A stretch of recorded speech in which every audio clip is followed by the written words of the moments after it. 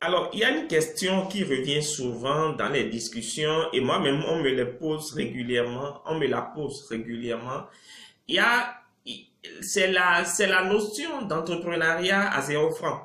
C'est aujourd'hui la mode, tout le monde en parle. Est-ce qu'on peut entreprendre à 0 franc et tout? Je vais quand même donner mon avis dessus. Je vais pouvoir dire ce que je pense, qui n'est pas forcément la vérité universelle, mais c'est juste mon avis.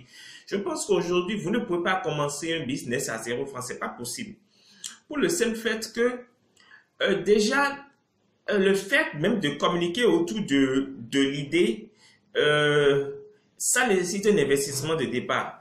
Le fait même de se déplacer pour aller voir des gens à gauche, à droite, pour trouver de la clientèle, c'est de l'investissement. Donc, vous ne pouvez pas démarrer à 0 francs. Par contre, vous pouvez démarrer avec un faible capital. Et ça dépend du domaine dans lequel vous voulez démarrer. Par exemple, si vous voulez ouvrir un cabinet médical, naturellement, ça nécessite un lourd investissement. Si vous voulez, par exemple, ouvrir une pharmacie, naturellement, vous allez dépenser énormément. Si vous voulez, je ne sais pas trop, si vous voulez, par exemple, ouvrir une université ou ouvrir une école, ça demande un peu plus d'investissement que de départ. Donc, je ne dis pas que vous ne pouvez pas démarrer franchement avec un bas capital, mais ça dépend du domaine. Maintenant, il y a une astuce. C'est-à-dire que lorsque vous voulez démarrer grand, et si vous voulez démarrer grand, sérieux, assez consistant, ça, vous avez besoin de capital. Ça, il n'y a rien à faire. Ça, il n'y a pas 36 000 solutions. Vous avez besoin d'y mettre du capital à fond. Maintenant, il y a une autre astuce qui consiste à pouvoir commencer avec un faible capital.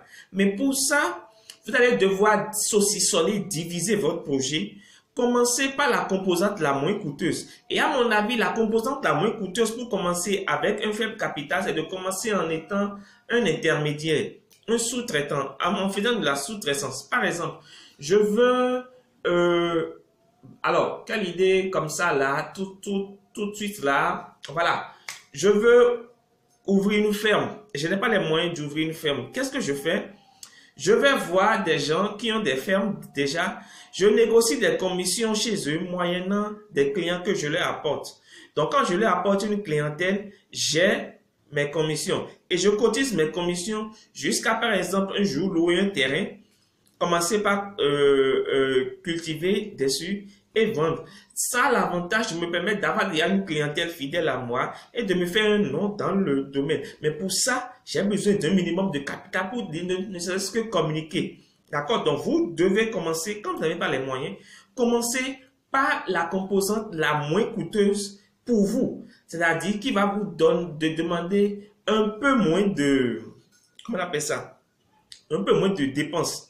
D'accord? Donc, oubliez le grand projet qui vous demande de lourds investissements et démarrez par par la petite composante. Maintenant, ce qui va aussi diminuer considérablement le capital, c'est un certain nombre de choses. C'est d'abord le capital ressources humaines que vous avez.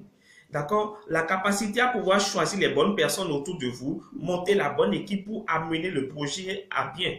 Et pour ça, il ne s'agit pas de recruter les gens au début, vous n'avez pas forcément les moyens, mais de les prendre comme des associés, des actionnaires, des partenaires dans le projet. Et quand ça marche, alors vous allez gagner de l'argent dessus.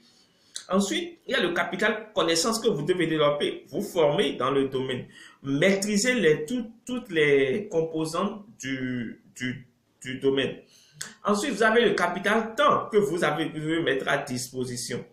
D'accord? Et naturellement, enfin, vos compétences et tout, et vous avez surtout le capital argent, c'est-à-dire que vous avez besoin de peu de moyens pour pouvoir démarrer. Donc voilà, et donc c'était cette petite réflexion que je voulais partager avec vous. J'espère que vous a fait du bien, si on vous a apporté du bien. Écoutez, abonnez-vous à ma chaîne YouTube, partagez-moi cette vidéo maximum, partagez ma chaîne. Et moi, je suis déjà dans l'ambiance de Noël. Hein. Vous voyez sur ma tête et tout, à quoi je ressemble et tout. Bon, je l'ai acheté hier. Voilà, j'avais fait une sortie avec des amis et tout. Je l'ai acheté hier, donc c'est bien. Donc, on se donne rendez-vous dans la vidéo prochaine. Je suis toujours à Ouaga, d'accord? Je rentre très bientôt pour les fêtes. Donc, on se donne rendez-vous la semaine prochaine. Enfin, pas la semaine prochaine, mercredi pour la vidéo prochaine, toujours sur l'entrepreneuriat, sur la thématique de l'entrepreneuriat. Je pense qu'on va parler de cette thématique jusqu'à la fin de l'année. Tout dépend de l'inspiration et tout dépend des questions qui me viennent et tout. Je ne promets rien, mais quand même, je vous promets des vidéos de façon régulière. Donc ça on se donne rendez-vous prochainement. Donc vous abonnez si vous n'êtes pas encore, si vous n'avez pas encore fait. Vous aimez si ce n'est pas encore le cas. Et donc on se donne rendez-vous à la vidéo prochaine. Ciao, ciao, bye bye, salut.